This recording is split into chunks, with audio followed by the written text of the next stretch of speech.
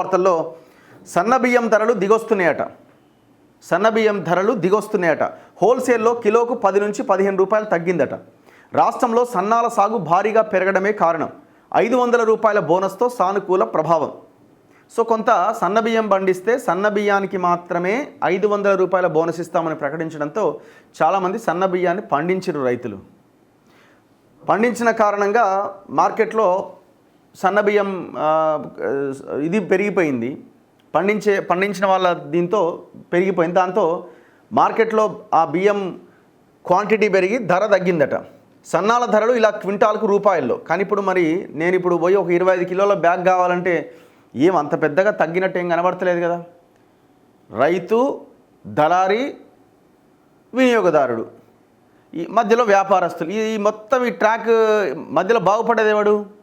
ఇది స్ట్రైట్ లైన్లో బాగుపడేది దళారులు మాత్రమే. ఇప్పుడు ఈ ధరలు తగ్గిన తర్వాత సొమ్ము చేసుకునేది ఎవరంటే మళ్ళీ దళారులే. మళ్ళీ రైతులకు వచ్చేది లేదు, అటు వినియోగదారుడికి తక్కువ ధరకు వచ్చేది లేదు. బీపీటీ కొత్తవి 4,000 రూపాయలు ఉన్నాయట. Quintal rice. పాతవి అయితే 4,300 నుంచి 4,400 ఉందట. అదే బోనస్కి ముందు 5,300 నుంచి 5,800 ఉందట. ఆర్ఎన్ఆర్ 3,900 నుంచి 4,300 కొత్త రైస్ ఉన్నాయి. 4,600 పాత రైస్ ఉన్నాయి. అంతకుముందు 5,600 ఉండేనట క్వింటా. జై శ్రీరామ్ 5,000 నుంచి 5,500 కొత్త అయితే, 6,000 రూపాయలు పాతయట. బోనస్కి ముందు 6,500 నుంచి 7,000 రూపాయలు ఉందట. ఇప్పుడు ఆ జై శ్రీరామ్ రైస్ దగ్గర 1,700-1,800 ఉంటట్టుంది రైస్ బ్యాగ్. అది అంటే లెక్కేసుకోండి ఇక క్వింటాల్కి ఎంత, 25 కిలోల బ్యాగ్ అంత ఉన్నప్పుడు. రాష్ట్రంలో సన్నబియ్యం ధరలు దిగి వస్తున్నాయి. వరి సన్న రకాల సాగును ప్రోత్సహించేందుకు రాష్ట్ర ప్రభుత్వం క్వింటాకు 500 రూపాయల బోనస్ ఇస్తూ ఉండడంతో వాటి సాగు ఉత్పత్తి భారీగా పెరిగింది. మార్కెట్లో సన్నబియ్యం సమృద్ధిగా దొరుకుతుండడంతో ధరలు గణనీయంగా తగ్గుతున్నాయి. ఒక్క తెలంగాణలోనే కాకుండా కర్ణాటక, మహారాష్ట్ర, తమిళనాడు, ఆంధ్రప్రదేశ్ రాష్ట్రాల్లో కూడా దీని ప్రభావం పడిందని బియ్యం ఎగుమతిదారులు చెబుతున్నారు. బోనస్కు ముందు రాష్ట్రంలో ప్రీమియం రకం సన్నబియ్యం ధరలు కిలోకు 60 నుంచి 70 వరకు ఉండేవి. ప్రస్తుతం 50 నుంచి 55 రూపాయలకు వస్తుంది. ఫైన్ రకం అయితే 55 నుంచి 60 రూపాయలు ఉండే కిలా. ఇప్పుడు 43 నుంచి 48కి దొరుకుతుంది. ఇవి హోల్సేల్ మార్కెట్ ధరలు. రకాన్ని బట్టి గతంలో కంటే కిలోకు 10 నుంచి 15 రూపాయల వరకు తగ్గినాయి. రీటైలర్లు మాత్రం కిలోకు 5 నుంచి 8 రూపాయల వరకే తగ్గిస్తున్నారు. బోనస్తో కలిపి 2,820 రూపాయలకి కొనుగోలు. ధాన్యానికి కేంద్ర ప్రభుత్వం ప్రకటించిన మద్దతు ధర ఏ గ్రేడ్కి అయితే 2,320 రూపాయలు, సాధారణ రకానికైతే 2,300. తెలంగాణ ప్రభుత్వం సన్నధాన్యానికి 500 రూపాయల బోనస్ను కలిపి 2,820 రూపాయలకి రైతుల దగ్గర నుంచి కొనుగోలు చేసింది. 2024 ఖరీఫ్ అంటే వానాకాలం సీజన్ నుంచి దీన్ని అమలు చేస్తోంది. బోనస్ ప్రకటనతో రాష్ట్రంలో సన్నాల సాగు 2023 ఖరీఫ్తో పోలిస్తే 2024 ఖరీఫ్లో 50% పైగా పెరిగింది. ఈ మేరకు దిగుబడి కూడా వృద్ధి చెందింది. 2023-24 ఖరీఫ్లో మొత్తం 144.80 లక్షల టన్నుల ధాన్యం దిగుబడి వచ్చింది. ఇక్కడ పాయింట్ ఏంటంటే పంట పండించిన రైతులు మొత్తం కొనుగోలు కేంద్రాలకే తీసుకొచ్చిరా? లేదు, సగానికి సగం బయట మార్కెట్లోనే అమ్మేసారు, బయట ఉన్న వాళ్ళకే. కారణం ఏంటి? ఆ కొనుగోలు కేంద్రానికి తీసుకుపోతే సమయానికి కొంటడని నమ్మకం లేకపోవడం. లేదు నమ్మకం, ఎందుకంటే సరైన సమయానికి కొనరు. ఓ టార్పాలిని కవర్లు ఇయ్యరు, పుసుక్కున వాన పడితే ధాన్యం అంతా వరదపాలి. సో దాంట్లో మళ్ళీ తరుగు పేరుతోని, తేమ పేరుతోని రకరకాలుగా వేధించడం మనం ఎవ్రీ ఇయర్ చూస్తూనే ఉన్నాం. సో దీంతో అంత బియ్యాన్ని అంతా ప్రభుత్వమే కొనుగోలు చేసింది అంటే లేదు. కానీ ఇది మంచి పరిణామం, ఎందుకంటే ఏ బియ్యం తింటే ఆ బియ్యాన్ని పండిస్తే కొంత ధరలు తగ్గడానికి అవకాశం ఉంటుంది. సో ప్రభుత్వం కూడా రేపు సన్న బియ్యం ఇస్తాం ఉగాది నుంచి అని చెప్తున్నాం. మరి ఎంతవరకు ఇస్తారనేది చూడాలి. అది స్టార్ట్ చేసిన తర్వాతే మనం మాట్లాడాలి. సన్న బియ్యం ఇస్తాం రేషన్ షాపుల్లో అని చెప్తున్నారు. మంచిదే, ఎందుకంటే ఇప్పుడు ఆ దొడ్డు బియ్యం ఆ బియ్యం ఇవ్వడం వల్ల దాదాపుగా తింటలేరు. తినకుండా దాన్ని ఏం చేస్తారు, 10 రూపాయలకు బయట అమ్ముతున్నారు.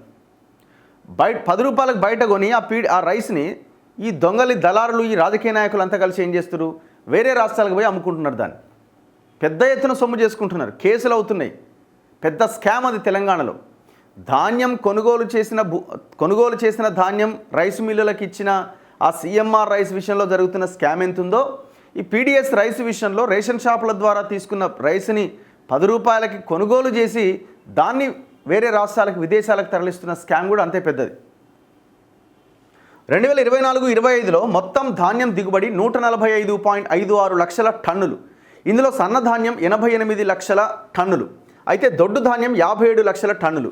దిగుబడి ఎక్కువ వచ్చిన ఫలితంగా మార్కెట్లోకి సన్నబియ్యం కూడా భారీగా పెరిగి ధరలు తగ్గుతున్నాయి.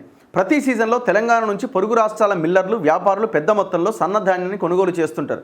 సన్నాల సరఫరా పెరగడంతో ఆ రాష్ట్రాల్లో కూడా ధరలు తగ్గినాయి. ధరలు తగ్గడానికి ఇతర కారణాలు కూడా కొంత ప్రభావం చూపుతున్నాయని వ్యాపారులు చెబుతున్నారు. ఉత్తరప్రదేశ్, ఒడిశా, బీహార్ వంటి రాష్ట్రాల నుంచి కూడా రాష్ట్రానికి సన్నబియ్యం వస్తున్నాయి. కేంద్ర ప్రభుత్వం భారత్ బ్రాండ్ పేరుతో సబ్సిడీ బియ్యం విక్రయాల్ని కొద్ది నెలల క్రితం ప్రారంభించడం కూడా కొంత ప్రభావం చూపుతుందని అంటున్నారు. సో ఇట్లా రకరకాలుగా స్టాటిస్టిక్స్ ఏం చెప్తున్నాయంటే సన్నాల సాగు విస్తీర్ణం ఎట్లా పెరిగింది. 2023 ఖరీఫ్ సీజన్లో మొత్తం వరి విస్తీర్ణం 65 లక్షల ఎకరాల్లో వరి సాగు చేస్తే అందులో సన్నాల సాగు 25 లక్షల ఎకరాలు ఉంది. సన్నాల సాగు ఎంత పర్సెంటేజ్ అంటే మొత్తం విస్తీర్ణంలో 38%. 2014 ఖరీఫ్కి వచ్చేసరికి మొత్తం 66 లక్షల ఎకరాల్లో ఈ వరి సాగు చేస్తే 40 లక్షల ఎకరాలు సన్నాలే సాగు చేశారు, ఎందుకంటే బోనస్ వస్తుందని. ఎంత పర్సెంటేజ్ మొత్తం విస్తీర్ణంలో? 61%. దీన్ని కంటిన్యూ చేయాలా? దీన్ని కంటిన్యూ చేస్తే ఏమన్నా ఇది ఉంటుంది. రైతులకి ఆ సన్నబియ్యం బోనస్ కూడా అందరికి ఇమీడియట్గా ఇస్తున్నారా? చాలామందికి డిలే అయింది, ఇంకా కొంతమందికి రాలే, ఇంకా కొన్ని ఫండ్స్ రిలీజ్ కాలే. వీళ్ళు రకరకాలుగా చెప్తారు, ఆదాయం లేకపోయా, ఏది లేకపోయా, అది లేకపోయాను. మరి ప్రకటన చేసిరు కదా, మీరు హామీ ఇచ్చినారు కదా, చేయాలి కదా. మీరు పర్ఫెక్ట్గా ఈసారి అమలు చేస్తేనే నెక్స్ట్ టైం ఇప్పుడు 60% సాగైంది, నెక్స్ట్ 70%, 80% సాగడానికి అవకాశం ఉంటుంది. ప్రభుత్వం ఖచ్చితంగా 500 రూపాయల బోనస్ ఇస్తుంది అని. నన్ను అడిగితే ఈ రైతు బంధు, ఈ రుణమాఫీలు కాదు, పంట పండించిన ధాన్యానికి నువ్వు మద్దతు ధర ఇవ్వు, దానికి 500 కాదు 1000 రూపాయల బోనస్.